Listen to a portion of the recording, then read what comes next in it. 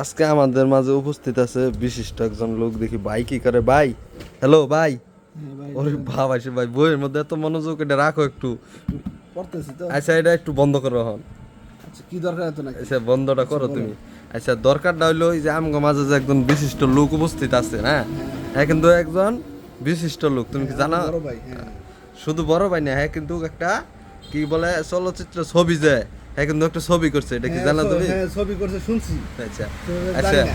এর কাছে একটু সাক্ষাৎ নেওয়া যাক। হ্যাঁ। হ্যাঁ, ভাই, আচ্ছা নুর ভাই, হ্যাঁ ভাই, আপনি কি ছবি জানি করছিলেন? মোল্লাবাড়ির কি মোল্লাবাড়ির বউ? এটা কি আইনে শুটিং করছিলেন ছবির মাঝে? শুটিং করছি, মানে হাল বাইছে। ওই যে গরুর গাড়িতে যে হাল বাই, ওইগুলো হাল বাইছিলেন? হ্যাঁ। এটা কি এখন যদি ছবি তো এখন আছে, এটা যদি এখন প্লে করে দেখি, আইনের কি দেহন যাবে এখন? দেখা যাবো। দেহন যাবো তো? শিওর?